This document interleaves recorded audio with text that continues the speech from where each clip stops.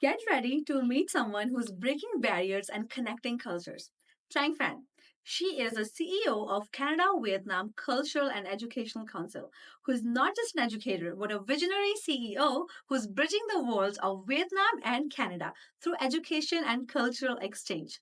She's been named the most empowering woman in education in 2024 and one of the top edupreneurs of 2023. And just yesterday, she received Vietnam Top 10 National Intellectual Award.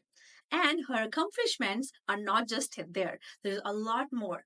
And to know what's her secret to inspiring change worldwide, you will find out on this episode of Hanson Career Connect. Welcome to Hanson Career Connect, Trang. It's such a pleasure to have you here today. Hi, thank you. Thank you for the invitation.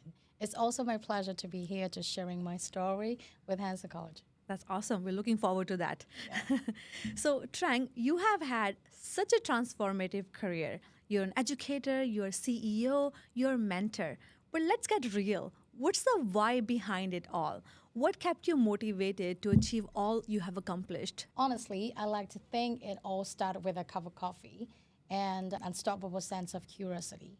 But in reality, I just can't receive that spark in someone's eyes when they realize they're capable of so much more, especially if they come from a background where opportunity seems scarce. Every time a student discovers a new path forward or a teacher finds a fresh way to inspire, it feels like a little victory for humanity. That's what keeps me going, seeing some people light up with possibility and knowing I can play a small part in unlocking their potential. There's so many of us who actually wants to make a difference, but very few who can actually make it, who can actually achieve what you have achieved so far, Trang.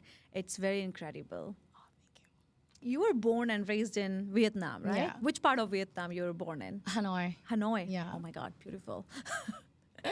Okay, and then when did you move to Canada? And what inspired you for this change? I moved to Canada 3 years ago, but it all started when I was in high school. I don't know why, but when I was 15 years old, I loved English. I listened to English songs, something like that, and I told my mom, please send me to America. So at that time, I just think about America. So my mom said, I'm sorry, I don't have money. So during that time, I'm a dreaming girl. So I keep learning English and keep discovering about that word outside. And I found, and until 2017, I'm still thinking about America. But that time, I born my first baby boy. Yeah. I raise him, I teach him English. Like I make him to be well preparation before we move out. Okay. Because I'm still thinking I need to move out. Yeah. But when he was, luckily when he was 2 years old, he know lots of things. Okay. And he told me, Mom, Canada, because I love snow, I love Canada, I love polar bear, something like that. He keeps repeating that. He even draw and he even record video. He keep searching on YouTube, something like that. I think, okay, maybe that's my dream destination. So we decided to apply for a high skilled worker to move to Canada. And I first landed in New Brunswick as an educator, work in a wee college. Okay. But When did you move? Like which part of the year? Was it winter, summer? in winter? In winter. So from the warmest place to the coldest, how was the feeling? I don't know why, but that time I just felt, amazing, that's mine. It's that's, snow. Yeah, it's my dream destination. Like me and my son always dream about that. And New Brunswick has a lot of snow. Yeah, that's like deep in snow for 6 months. Yes. And my son keep going outside and playing with the snow, something like that. And he said, Mom, thank you so much. Oh. And when we moved here, he was 8 years old. He's the role model that I really want to be. I don't know why, but he read lots of books. He keep watching, and he keep raising his idea. When we were in New Brunswick, we met the parliament member. In that event, I have a chance to welcome the mayors from the area. And my son, he told me that, Mom, could you please let me do it? When he was 8 years old only. Wow. He did it. He welcomed the mayors.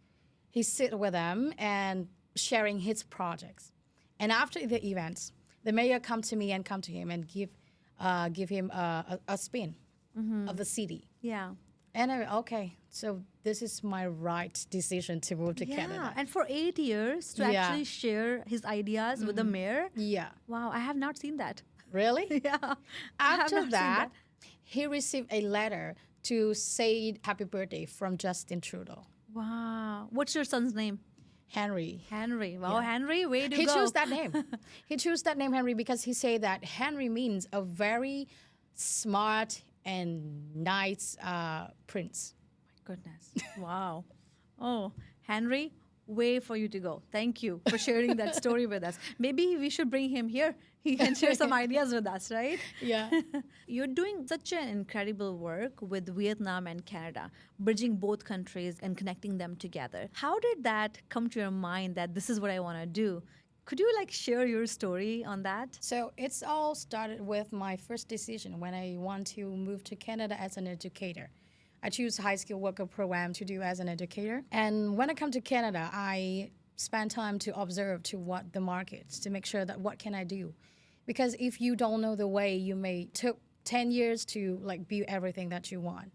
But because I got my own goal in my mind, so I choose education. So I will mind map what related to education that I can achieve more or I can go fast. Like choosing vehicle. You choose Yeah. bicycle, but I choose car so I can move fast. So after 6 months in New Brunswick, working as an educator, I found that if I spend more time to do the networking and do some volunteer job, I can explore more about the jobs in the field. So I spent time to work as an agent. When it was the time when I work as an agent, I have more opportunities to work with the college, the high school, and the university. I understand more about education system, Yes. and I know what they need.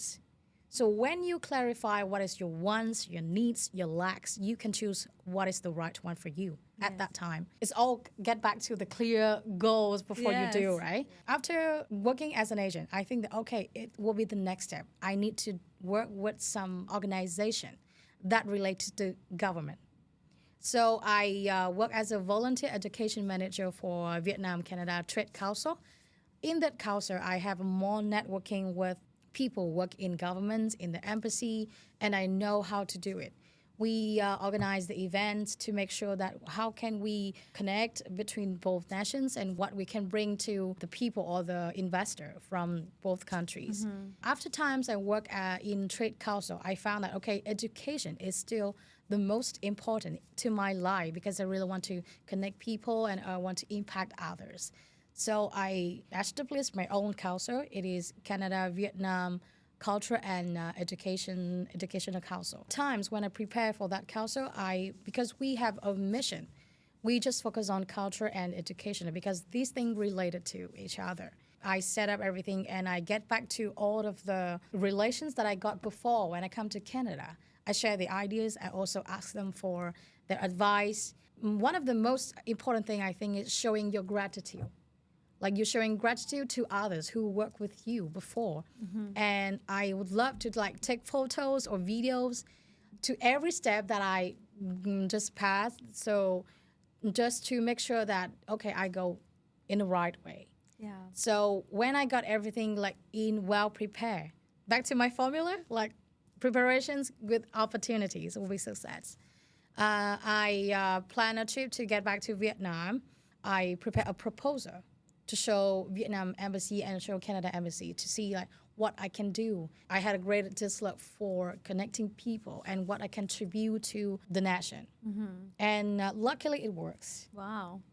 Because you were clear with your idea, you were able to seek the guidance as well very clearly. Yeah. So that's a very big accomplishment. At least you had a dream and you worked on that dream and established something which we're all proud of. Yeah. Chan, let's talk about cultural exchange. Bridging Canada and Vietnam seems amazing, right? yeah, You have done it. It's a lot of big responsibility, but also a lot challenging. If we need to go back in the journey, can you recall some of the most funniest or maybe most surprising things that have happened while you were building these connections? Yes, you'd be surprised how many hilarious moments come from simple translation mishap. One time, a Canadian principal visited Vietnam. Really want to impress by greeted them in Vietnamese, say "Xin chào," but Finally, he ended up with a mixing phrase from hello with something like, I love spicy noodles. Wow. So the best part is everyone laughed and it broke the ice completely. Yeah. Moments like those remind me that language barriers can actually bring us closer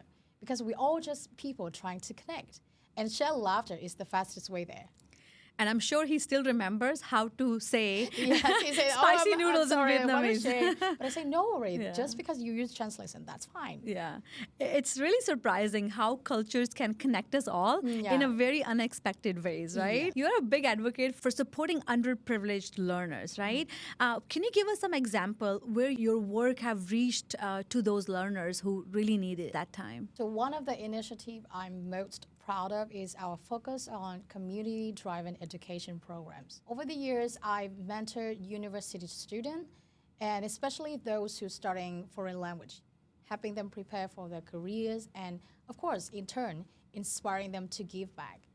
Like many of the students went on teaching English in local communities, making language skills accessible to underserved areas, and truly a ripple effect of positive change. You know, because English right now is really needed for all of the students in Vietnam. So beyond that, I've also been part of Open Education for a Better World program. Just championing free and open access to information for everyone. I also share resources and host free webinars, connecting students from rural Vietnam and experts in Canada. And witnessing a child speak English confidently or a student become a mentor themselves remind me just how powerful and transformative education can be. Yeah. And education changes lives. Yes. Right? Like I believe it's that. really true to say that. Yes. And I hope everybody listening to this episode takes this to their heart because small steps can lead to the big change. Trang, you have won some huge awards. The most empowering woman in education and top edupreneur. And we were just chatting earlier, and just Yeah, today, yesterday. you have another one in your Yeah. list. It's called Vietnam Top 10 National Intellectual, right? Congratulations, what an achievement. Thank you. And be honest, I know it's a very proud moment, and I'm sure you still remember what was going through in your mind when you were receiving those awards. Yeah. But when you first heard your name, what got in your head? Like, what was the first thing which you thought about? Honestly, the first thought is usually, wait, did this just say my name? Am I supposed to say that? And it's a mix of excitement and disbelief. But right after that, it's pure gratitude Yeah. for the amazing teams, mentors, and communities that have been part of my journey. These awards might have my name on them, but then they represent so many collaborative efforts and share the belief in the power of education to change lives, like you said. And of course, a tiny part of me is also thinking, okay, the two on the way on the stage. Well, I'm sure those who you have supported in their journeys are as happy as you are. And I must say, you're very humble. These are your accomplishments which you have received. And this is based on all the work. This is a result of all the work you have done. So congratulations one more time.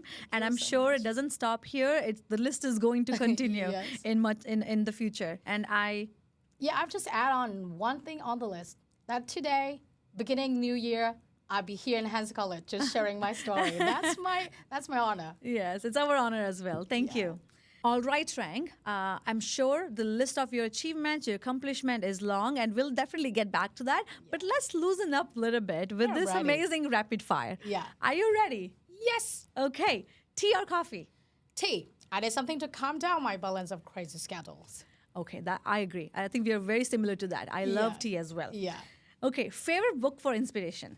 The courage to teach. It reminds me about the connection, the passions in education.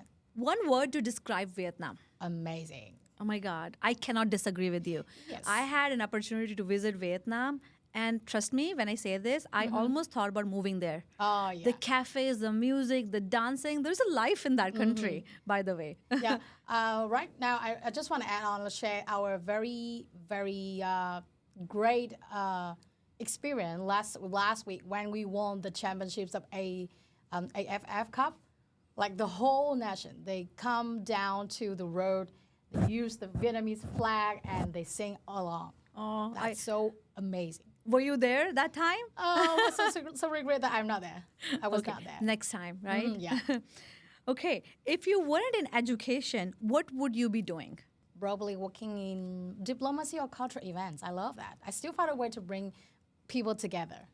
And I can see that. I'm sure wherever you would have been, I think you would have been supporting people and changing lives. I love that. That's my mission. Well, I love it. And now we know the real Trang. Thank Yeah. you.